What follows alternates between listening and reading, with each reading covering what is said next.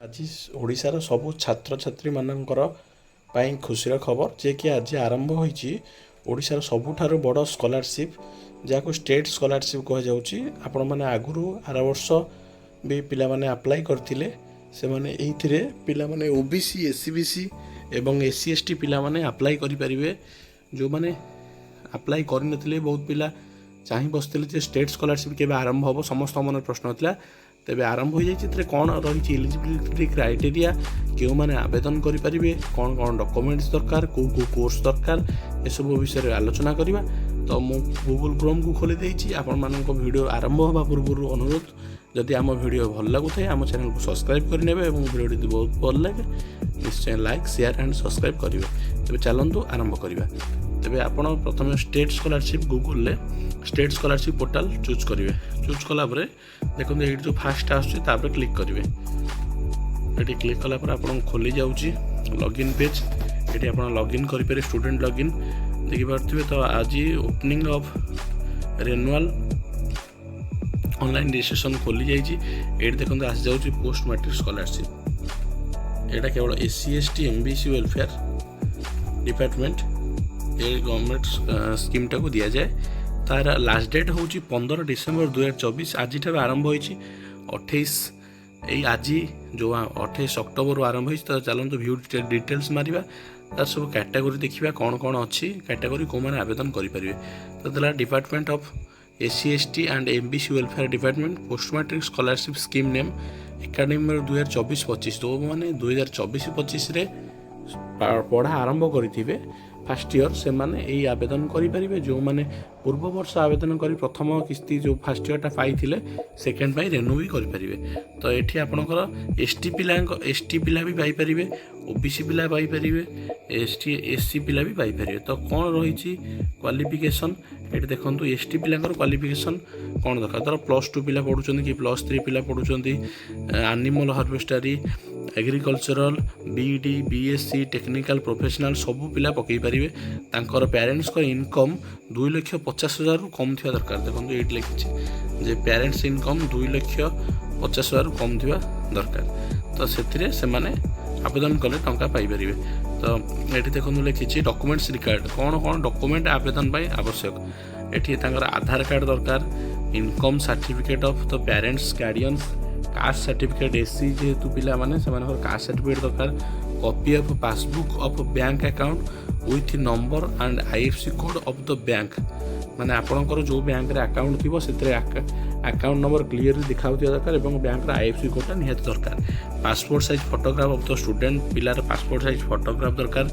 Divyang certificate in case of differently able students, ଆପଣଙ୍କର ଯଦି ପିଲାଟି ଭିନ୍ନକ୍ଷମ ହୋଇଥିବ ତାର ସାର୍ଟିଫିକେଟ୍ଟି ଅପଲୋଡ଼ କରିବାକୁ ପଡ଼ିବ। ତ ଭିନ୍ନକ୍ଷମ ସାର୍ଟିଫିକେଟ୍ଟି ଆବଶ୍ୟକ। ଇନଷ୍ଟିଟ୍ୟୁସନ୍ ଡିକ୍ଲାରେସନ୍ ସାର୍ଟିଫିକେଟ୍, ଆପଣଙ୍କର ଇନଷ୍ଟିଟ୍ୟୁସନ୍ ଯେଉଁ ସ୍କୁଲ କିମ୍ବା କଲେଜରେ ଆଡ଼ମିସନ୍ କରିଛନ୍ତି ସେଠୁ ଡିକ୍ଲାରେସନ୍ ସାର୍ଟିଫିକେଟ୍ଟା ଆଣିବେ। Matriculation certificate of the student, marksheet of the last exam ପାସ୍ଟା, ଆପଣଙ୍କର ମାଟ୍ରିକ୍ ସାର୍ଟିଫିକେଟ୍ ଦରକାର। ଏବଂ ପୂର୍ବ ପରୀକ୍ଷା ଧର ଆପଣ ରେନୁ କରୁଛନ୍ତି କି ଧର +3 ଆପ୍ଲାଏ କରୁଛନ୍ତି ତ +2ର ମାର୍କସିଟ୍ଟା ଦରକାର। ତ ତା ତଳକୁ ଯିବା, ଏଠି ଦେଖିବା ଦେଖନ୍ତୁ ଓବିସି ଏସସିବିସି ପିଲାଙ୍କର କ'ଣ କ'ଣ ଡକୁମେଣ୍ଟ ଦରକାର। ସେଇ +2 +3 ଯାହା ବି ପଢ଼ୁଛନ୍ତି ଆପଣମାନେ ଆବେଦନ କରିପାରିବେ। ଏତିକ ସବୁ କୋର୍ସ ଅଛି, MSW, MFC, MBA, PGDCA ସବୁ କୋର୍ସ ଅଛି, ସେଥିରେ ଆପଣ ଆପ୍ଲାଏ କରିପାରିବେ। ତ ଆପଣଙ୍କ ଡକୁମେଣ୍ଟସ୍ କ'ଣ ଦରକାର, ଏକା ନଥିବ ନା, ସେଥିପାଇଁ ଡକୁମେଣ୍ଟସ୍ କ'ଣ ଦରକାର ଏଇଠି ମୁଁ ଆପଣଙ୍କୁ ଦେଖାଇ ଦେଉଛି।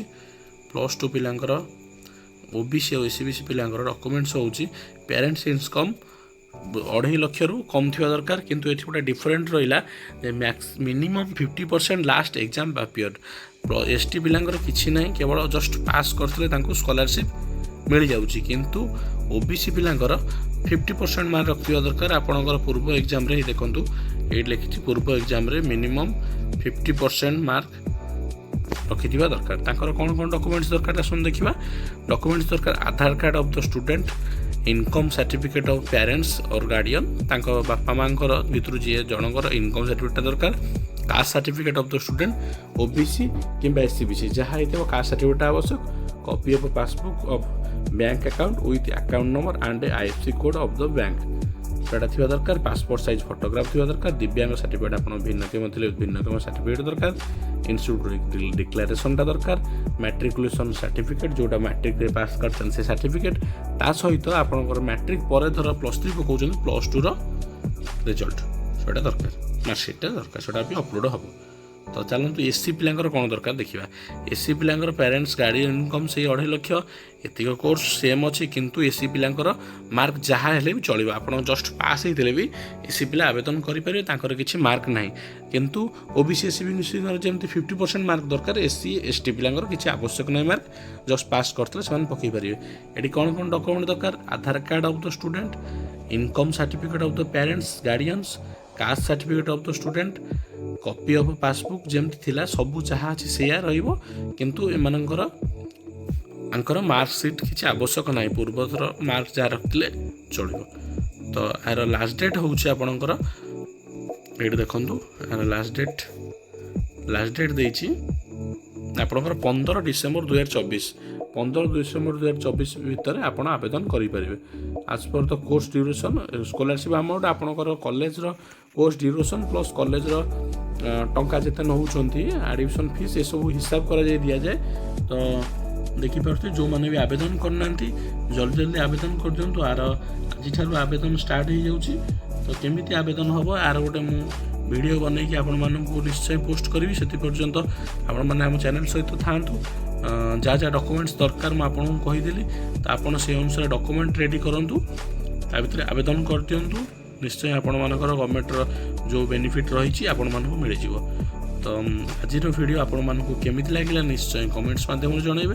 जदि वीडियोटी भल लगी थाए आम चैनल को सब्सक्राइब करने जदि आप इनफॉरमेशनटा ठीक थी आपण मानक काम लगे तो आम चैनल को सब्सक्राइब करने वीडियो को लाइक करेंगे और वीडियो को ढेर मात्रा शेयर करेंगे। रोचु नमस्कार जय जगन्नाथ।